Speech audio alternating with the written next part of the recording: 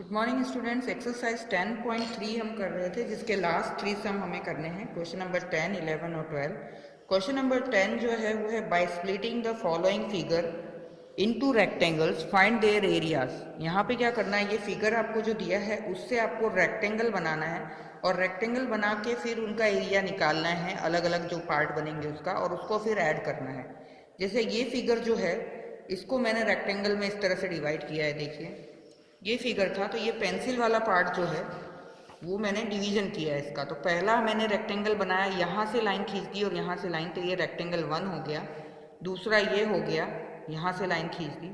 Third वाला यहाँ से अगर लाइन खींच दो तो ये थर्ड रेक्टेंगल हो गया और ये फोर्थ रेक्टेंगल हो गया। तो आपको जो रेक्टेंगल है ये यहाँ से फर्स्ट, ये सेकेंड और ये थर्ड फोर्थ, 4 पार्ट में मैंने डिवाइड किया। तो अगर आप फर्स्ट वाला देखेंगे तो एरिया ऑफ रेक्टेंगल 1 क्या होगा, ये लेंथ 4 है और ब्रेथ 3 है, यहाँ पे दिख रही है, तो उसके हिसाब से एरिया L इंटू बी करके निकाल देंगे तो 12 सेंटीमीटर स्क्वायर आएगा। अब सेकंड पार्ट अगर आप देखें तो सेकंड में ये लेंथ 4 हो गई और क्योंकि ये 1 है, यहाँ से यहाँ तक 4 है और यहाँ से यहाँ तक 3 है, तो इतना पार्ट क्या होगा, 4 माइनस 3 1 होगा। तो ये ब्रेथ इसकी 1 हो जाएगी क्योंकि ये पूरा यहाँ तक 4 दिया हुआ है, आमने सामने का इक्वल होता है, और यहाँ तक 3 है, तो 4 माइनस 3 यानी 1, तो ब्रेथ 1 हो गई। तो उसके हिसाब से एरिया निकालेंगे 4 और 1 के हिसाब से, तो L इंटू बी करेंगे तो 4 1 जा 4 सेंटीमीटर स्क्वायर आएगा। थर्ड वाला जो फिगर है वो 3 और 2 दिया हुआ है, तो लेंथ 3 और ब्रेथ 2 यानी 3 इंटू 2 यानी 6 सेंटीमीटर स्क्वायर आएगा।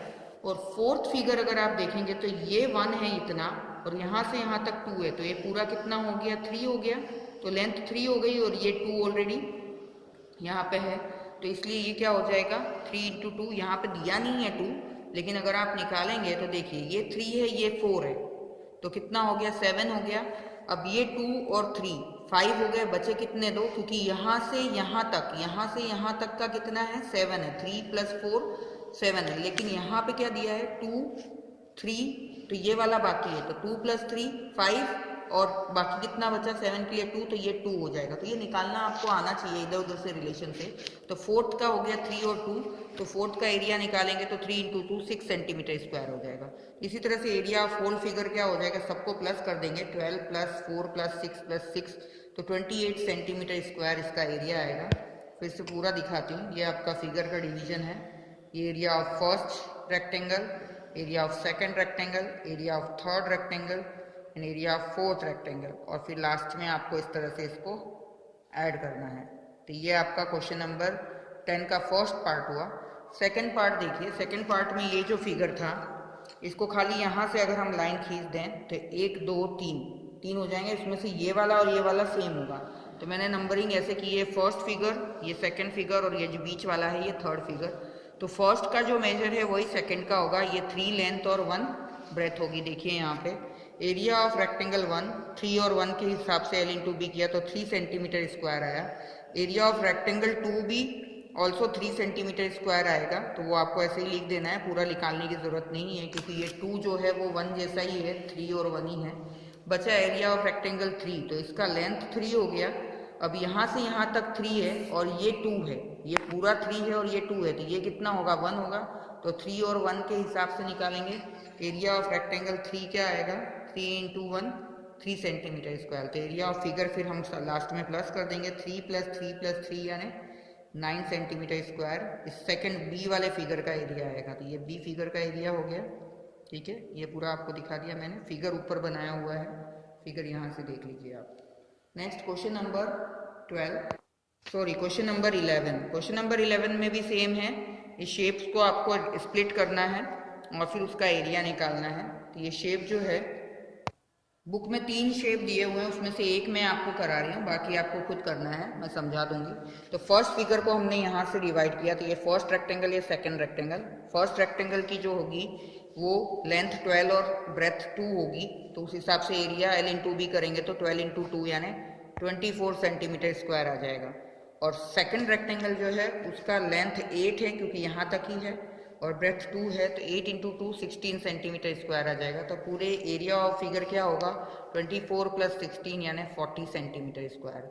ये फर्स्ट वाला मैंने कराया है, और बी और सी जो है ये आपको होमवर्क में करना है। इसमें क्या करना है, आपको यहाँ से इसको डिवाइड करना है, या तो आप ऐसे कर सकते हो तो ये एक पूरा रेक्टेंगल बन जाएगा जिसकी की लेंथ 7 + 7 + 7 21 हो जाएगी और ब्रेथ 7 हो जाएगी। और ये दोनों स्क्वायर होंगे क्योंकि यहाँ से जब आप डिवाइड करेंगे इस तरह से, यहाँ से लाइन खींचेंगे तो ये तो रेक्टेंगल हो गया 21/7 का, और ये 7/7 का स्क्वायर हो जाएगा दोनों। तो इनका स्क्वायर का एरिया जब आप निकालेंगे तो साइड इंटू साइड करिएगा, रेक्टेंगल का L इंटू बी करिएगा। L ध्यान रखिएगा 7, फिर ये भी 7 और ये 7 यानी 21 हो जाएगा।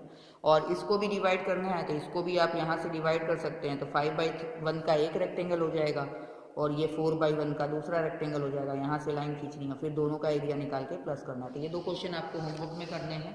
Next question number 12, last question of this lesson and the exercise.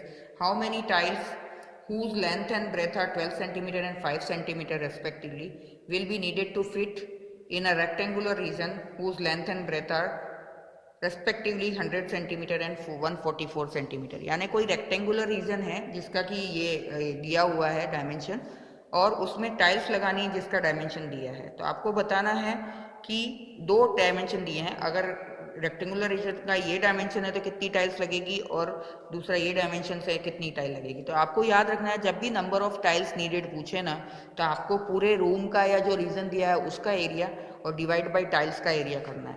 तो area of rectangular region upon area of tile करेंगे नंबर ऑफ टाइल्स नीडेड के लिए। तो रेक्टेंगुलर का मेजर है 100 × 144 और उसका मेजर है 12 × 5, क्योंकि एरिया क्या होता है L इंटू बी होता है, तो उसके हिसाब से आपको कट करना है। तो ये 5 और 100 काटेंगे तो 20 आएगा, और 12 जा 144 होता है, तो 12 × 20 करेंगे तो 240 टाइल्स की ज़रूरत पड़ेगी अगर ये डायमेंशन है रेक्टेंगुलर रीजन का।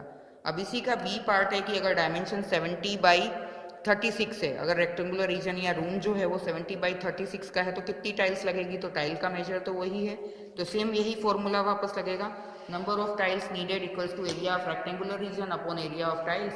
तो रेक्टेंगुलर रीजन का L इंटू बी है 70 × 36 और टाइल्स का था 12 × 5, तो वही जब हम काटेंगे तो 5 1 जा 5, 5 4 जा 20 और ये 12 3 जा 36, तो 14 × 3 करेंगे तो 42 टाइल्स। तो नंबर ऑफ टाइल्स जब भी पूछे तो पूरे रूम का एरिया डिवाइड बाय टाइल्स का एरिया कर देना है, और एरिया का फॉर्मूला L इंटू बी करना है, तो उससे आपका आंसर निकल जाएगा। तो ये हो गया आपका चैप्टर नंबर 10 फिनिश।